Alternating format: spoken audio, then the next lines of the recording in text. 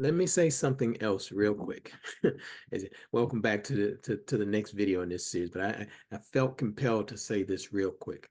Um, we talked about it in the first video, or in the video series, a couple videos, that when I say do for self, I don't mean do it by yourself.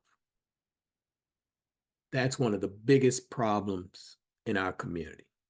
We still face this up to this very moment, that when we talk about doing for self, for some of us, it's almost like that sounds like a cold world to scatter and go into your own corners and start doing your own thing, your own side hustle, and all of that good stuff. Um, when we talk about being independent, when we talk about self-reliance, that doesn't mean isolation. That doesn't mean, that you go off into a corner. And I've heard people keep your head down, don't talk to nobody, don't tell nobody. Well, how are you going to build something if you're not talking to nobody? You're not sharing ideas, you're not getting feedback. It's impossible. And this is why we see those individuals who say that continuously struggle and struggle on for years and years and years, and they think that they're doing something. And I got an idea. I'll let y'all know about it when it's ready. What? This is it's again, this comes from a European construct of rugged individualism. That's not our way. We're communal people by nature. And look at how we love to party together. We love to go to sporting events together. We do everything together. But as soon as we start talking about pooling our resources and doing business, we can't do that together. Think about that. Think about that. So self-reliance doesn't mean cutting yourself off and building in isolation.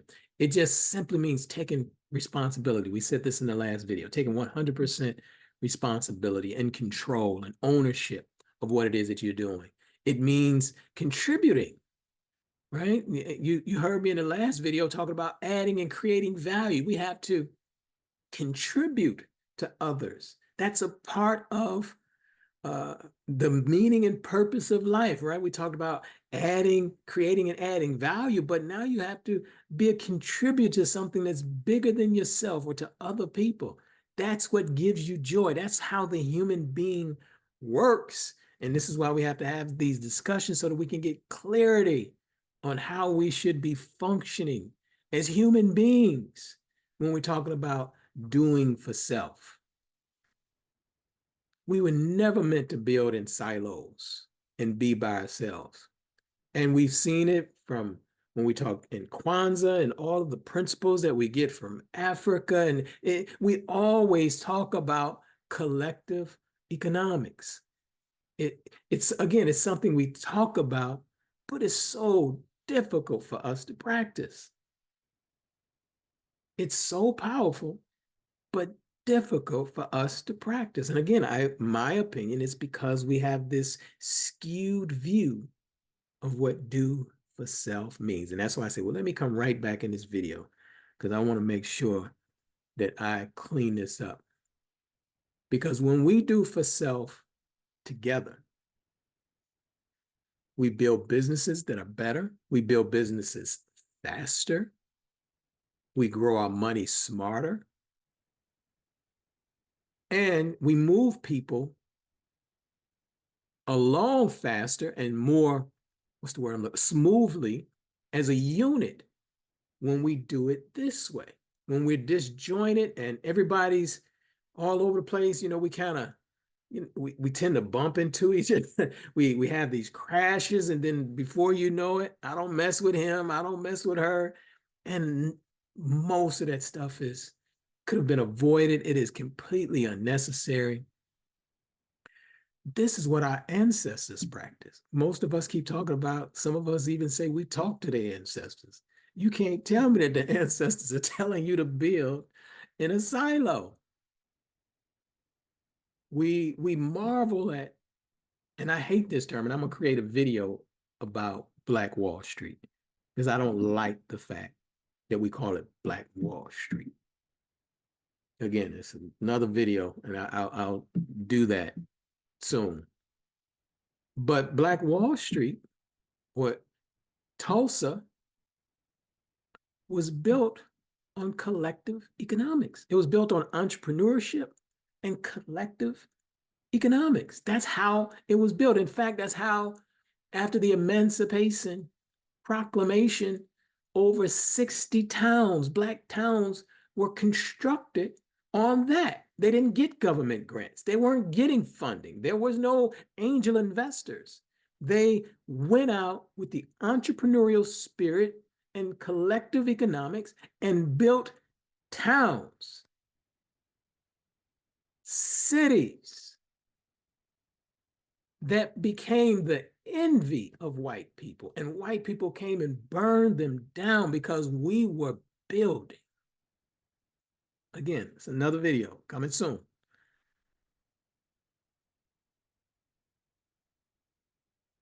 That's also the reason why I built the mob. I don't know, a little over 5 years ago, I said, brother, you have to get back into the principle of networking and masterminding and community building. This is the new model of the future. And I just started and it was going along. And again, it's work, it takes some time, but now I know we're at a breakthrough because now the technology is matching what I had in my head, being able to connect people through their interests and curiosities and not like some Facebook group and things like that. I want people to develop their profiles, become polished, know what they're doing as an entrepreneur, and have the desire to get better, and then start seeking connections with other brothers and sisters who are doing similar things, who are complementary in what it is that you do, and you're complementary in what it is that they do. And you don't need a middleman. You don't need me. I don't need a fee, right? I'm trying to build a network for people who I know who are brothers and sisters who are bad to the bone, as Dr. Frazier would say, and they can connect. And if they want to say, thanks, Brother B, that's fine. But my joy is if you connect, build something and connect with others, and we grow together. So that's at themobnetwork.com. There's no charge to get in that. But this is the core reason why I started the network and mastermind community. Look, I know and pardon I'm getting very casual now. I know we live in a world where we've been taught to just straight up compete. Straight up, I gotta crush my brother. I gotta crush my sister. That's the only way I'm gonna make it, right? We believe that the only way for us to win, my brother or my sister has to lose. And nothing could be further from the truth. This world has taught us that I gotta flex, right? I gotta outshine. If he got a Benz, I gotta get the Maybach. I got a Maserati. I got Rolls, right? We have to. I call it a sickness. We have to compete. We have to outshine. And if that ain't enough, well, we got to outflex and outshine our brothers and sisters. We got to out hustle, right? I'm grinding. I don't know what you doing, right? There used to be this saying on one of the social media platforms, team no sleep. I ain't seen that in a while. Because God didn't create us not to sleep. He didn't create us not to rest and rejuvenate and revitalize ourselves. But again, the world was teaching that I got to out hustle everybody. Telling me, Brother B, I'm up at 4. I don't care what time, Brother B. Okay, go ahead, get up at 4. I'm going to stay in my lane and do what is uniquely mine. And if I get up at 4, I get up at 4. If I got an idea at 4 or 3, but I'm not getting up with the thought that I got to get up before you or her or them. No. So I'm not trying to out hustle you. I'm not trying to outdo you. This is what this world teaches, and this is what we're trying to reverse.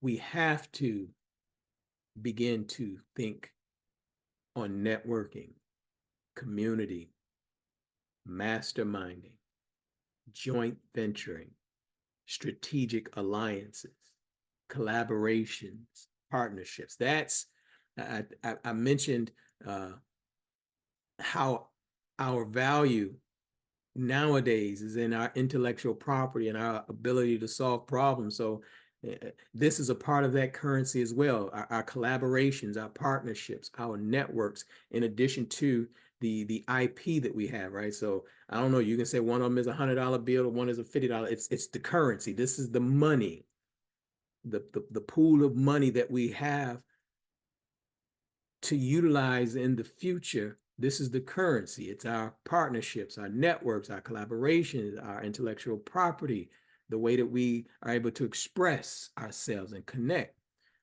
And hopefully by now you should understand you don't need a gazillion followers now to do this, right? In fact, followers are becoming less and less important, right? The algorithms has changed. So you were, again, we were competing to get a bunch of followers, but now the platforms that we're using, they're not concerned with that. And they're not even showing your followers your message. They want you to advertise, right?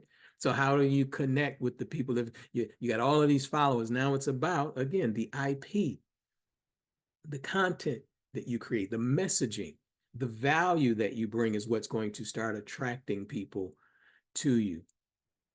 So you don't need 1,000 followers. To be honest, all you really need is 5 powerful partners who believe in your vision that you can work with, that complement you. Your weaknesses are their strengths, right? And vice versa. Their weaknesses are your strengths. Looking for complementary partners and partnerships. You don't need $1 million ad budget, right? Right now, there are tons of people who are making a lot of money and they're not spending any money on advertising right now, but they've become masters at creating messages and content that connects and resonates with people and attract clients and customers or patients. You just need a trusted circle that will open doors for you, that will help you to create opportunities, right? Where, again, my mentor, Dr. Frazier, again, I'm quoting him like mad in this series here, right? Where 1 + 1 = 11, right? Not 2, right? So we need the trusted circle that when we come together, we create those types of opportunities. And the people that we connect with, they have existing relationships that we don't have, right? So that's one of the reasons why I created the M.O.B, is that I have relationships that you may not have access to, but through me and through my network, you may be able to meet somebody who could benefit you. See how that works? So that's why I built the M.O.B. That's a space where we, as Black entrepreneurs, business owners, and professionals, again, those who are job seekers, and those who I want you to join if you're a budding entrepreneur, but again, it may be irritating to you because you can't bring the employee mindset around a bunch of entrepreneurs and business owners. It's just not going to work, except they begin to help influence you to start thinking more like an entrepreneur and a business owner. So that's why I created that network, that mastermind, that community. Again, that link is somewhere on it, and it's no charge to join, but it's so that we can connect, so that we can collaborate, so that we can begin to circulate ideas. Hopefully, I'm not pushing anybody, but hopefully we can start presenting opportunities to each other, purchasing from one another.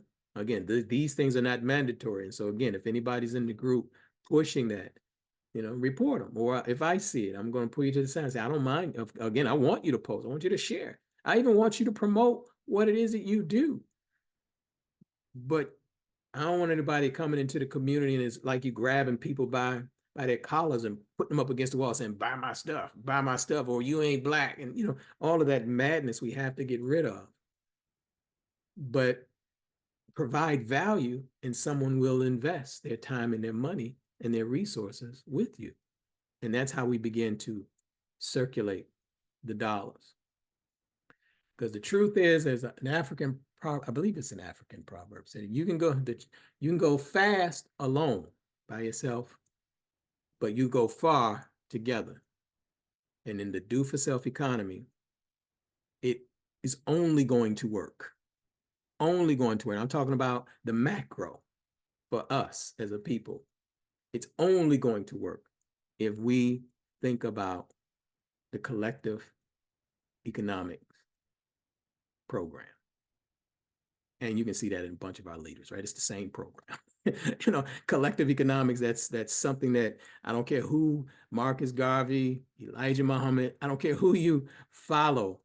If you want to say Malcolm X, Dr. King, when it came to that piece, everyone stated that it is our collective economics that would solve a great deal of our problems. So this is your brother Bedford. Like I said, I had a lot to say on this subject. Still probably got a little more, but we'll see. I'll talk to you in the next video. Take care.